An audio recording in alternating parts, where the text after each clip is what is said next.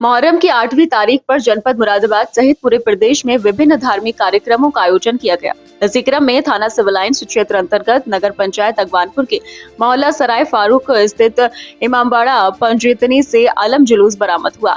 जुलूस में बड़ी संख्या में अकीदतमंदों ने सहभागिता करते हुए हजरत इमाम हुसैन की शिक्षाओं और उनके बताए हुए सत्य, न्याय और मानवता के मार्ग को जन जन तक पहुंचाने का संदेश दिया।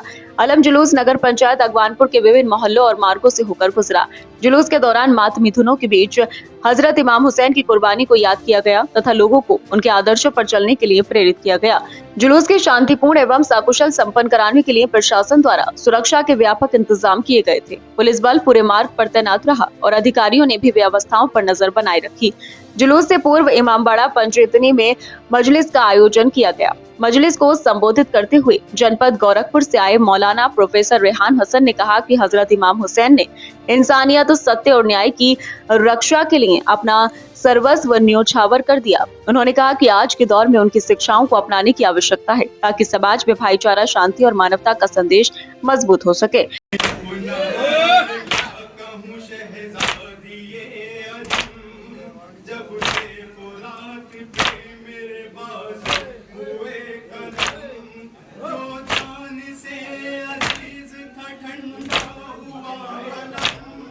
मुझ पर गुजर रहा है बड़ा ही शदीद गम, मुझ पर गुजर रहा है बड़ा ही शदीद गम, मुझ पर गुजर रहा है बड़ा ही शदीद गम।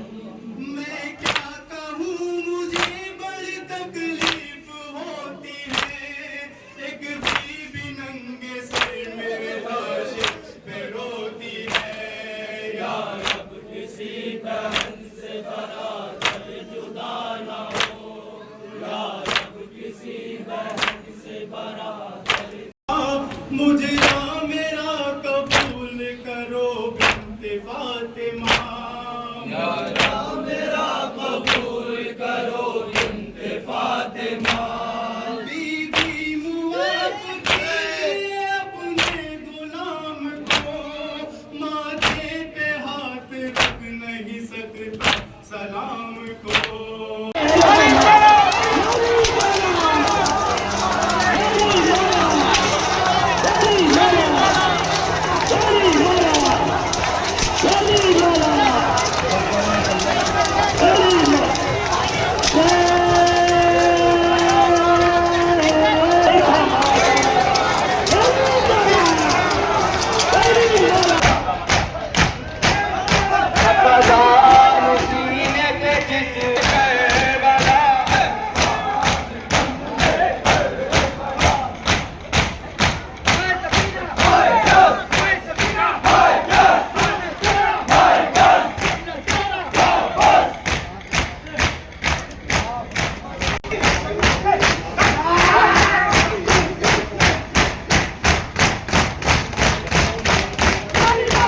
कार्यक्रम में नैयर अब्बास नकवी, मोहम्मद जावेद नकवी, सैयद मेराजुल हसन नकवी, मोहम्मद अब्बास नकवी, अजीम नकवी, मोहम्मद शाहरुख जेडी, यासीन नकवी, आदिल नकवी, राहिल नकवी, एहजाज नकवी, दानिश नकवी, फुरकान नकवी, नासिर हुसैन नकवी, कमर नकवी, फैज नकवी तथा चांद नकवी सहित अनेक अकीदतमंद उपस्थित रहे। जुलूस का समापन शांति एवं सौहार्दपूर्ण वातावरण में हुआ।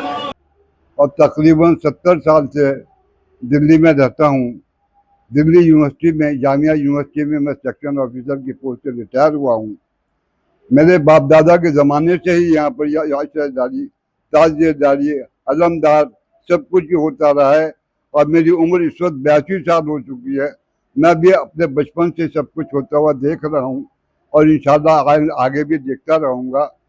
ये सब प्रोग्राम हमारे सब अंजुमन पंजीतनी ही ऑर्गेनाइज करती है और इसी तरह से हमेशा से होता रहा है और हमेशा होता रहेगा।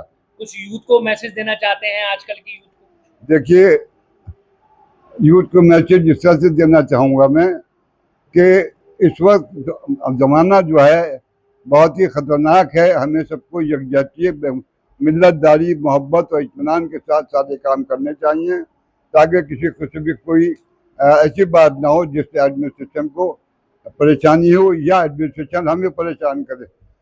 तो इस तरह से ये सब जुलूस हमारे बड़े आराम से निकलते हैं और एडमिनिस्ट्रेशन हमारा पूरा पूरा साथ देता है और हम अपने एडमिनिस्ट्रेशन का पूरा धन्यवाद करते हैं। मुहर्रम की आज 8 तारीख है। इमाम बारगाह पंजतनी से हमारे यहाँ जुलूस बरामद होता है। पहले मजलिस की जाती है, उसके बाद जुलूस बरामद किया जाता है। जुलूस में जुलजना वगैरह बरामद किया जाता है और ये जुलूस कदीमी जुलूस है।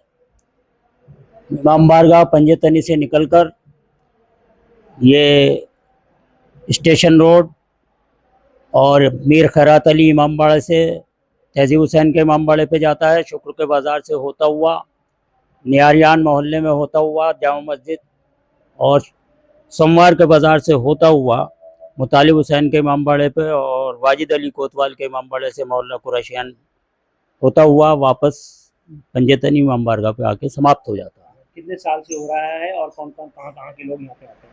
यहाँ पर लोग तो बहुत बहुत दूर के, दिल्ली, रामपुर, काशीपुर और बहुत बहुत दूर के लोग आते हैं। और ये परंपरा हमारी 1361 हिजरी से यहाँ हमारे इस मोहल्ले से चल रही है, क्योंकि हमारे जो बुज़ुर्ग हैं दादा फारूक शाह ये अमरोहा से तशरीफ़ लाए थे और जब से ही हमारा ये सिलसिला चल रहा है। अब आगे क्या क्या कार्यक्रम रहेंगे और क्या मैसेज देना चाहते हैं?